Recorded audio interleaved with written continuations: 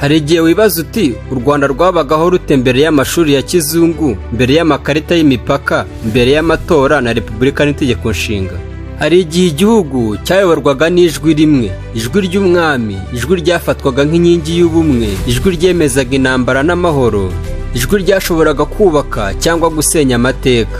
Ingoma ya cyami si inkuru y'umwami wambaye ikamba gusa, ni inkuru y'umuco, ni inkuru y'ubutwari, ni inkuru y'igihugu cyubakiye ku ndangagaciro zacyo. Uyu munsi tugiye gusubira inyuma mu mateka, tumenye aho byatangiriye, tumenye uko babagaho n'impamvu ingoma ya cyami yaje kurangira. Iyi ni inkuru y'ingoma ya cyami mu Rwanda. Ikaze mu kiganiro, njye mugiye kubana ni Julius.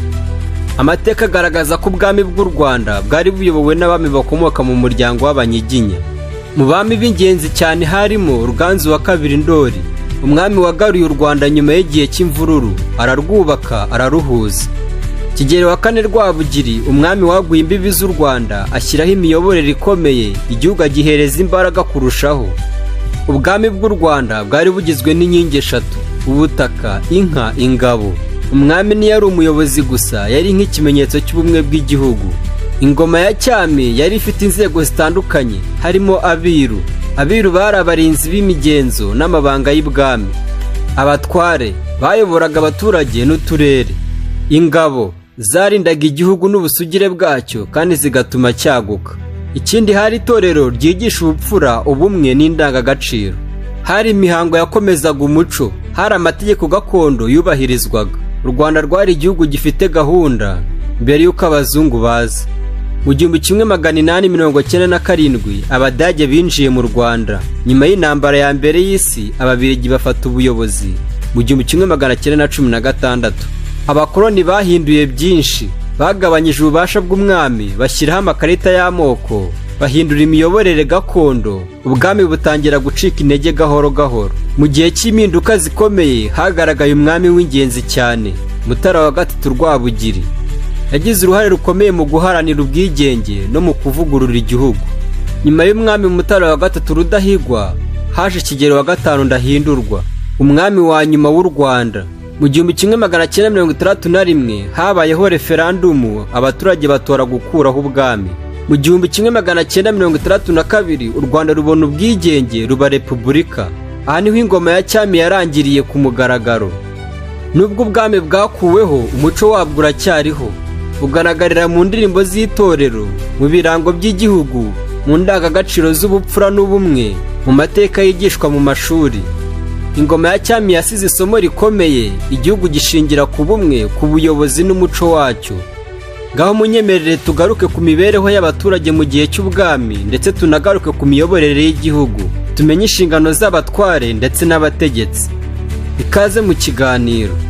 Mu ngoma ya cyami, abiru bari abantu b'ingenzi cyane. Ntibari abayobozi basanzwe, bari abarinzi b'ibanga ry'ibwami. Bari bashinzwe kumenya imigenzo, amategeko gakondo n'ibanga ry'imitambagiro y'ingoma, kandi nibo bateguraga umuhango wo kwimika umwami mushya. Nibo bagenzuraga ko umwami yubahiriza amategeko n'imigenzo. Ubwami bwari bufite umutima wabwo, kandi uwo mutima wari abiru. U Rwanda rwo hambere rwari rufite uburyo bwo gutanga ubutabera. Umwami yari umucamanza mukuru, ariko yafashwaga n'abatware n'inararibonye. Amategeko gakondo yubakiraga ku ndangagaciro, ubumwe, kubungabunga umuryango. Guca imanza byibandaga ku kunga no gusubiza hamwe aho guhana gusa. Mu gihe cy'ubwami, inka ntiyari itungo gusa, yari ikimenyetso cy'ubukungu, icyubahiro n'ubumwe. Hari gahunda y'ubuhake, aho inka zatangwaga mu rwego rwo kubaka imibanire hagati y'umwami, abatware n'abaturage. Inka yari isoko y'ubukungu, ikimenyetso cy'ubutunzi, igikoresho cyo kubaka ubumwe. Naho tugarutse ku ngabo z'u Rwanda, zari zizwiho ubutwari. Abasore bajyanwaga mu itorero bakigishwa gukunda igihugu, kwihangana, kurinda ubusugire bwacyo. Mu gihe cya Kigeli wa kane Rwabugiri, igihugu cyagutse cyane kubera imbaraga z'ingabo. Ubwami bwari bufite imihango yihariye, umuhango wo kwimika umwami, imihango yo gutanga amaturo, imihango y'itorero. Iyi mihango yashimangiraga ubumwe n'icyubahiro cy'ubwami. Tugarutse ku buhinzi n'ubworozi, abaturage benshi bari abahinzi n'aborozi. Ubuzima bwabo bwari bushingiye ku butaka, inka n'umuryango. Hari ubufatanye bukomeye mu midugudu, kandi gufashanya byari umuco. umwami ntiyari umunyapolitiki gusa, ahubwo yafatwaga nk'umuntu uhuza abanyarwanda bose. Yari umurinzi w'umuco, umuhuza w'abaturage, ikimenyetso cy'igihugu. Ubukoloni bwahinduye imibanire hamwe n'ibintu byinshi. Ubukoloni bwazanye amashuri ya kizungu, iyobokamana rishya, politiki ishingiye ku macakubiri. Ibi byahinduye imibanire n'imyumvire y'abanyarwanda.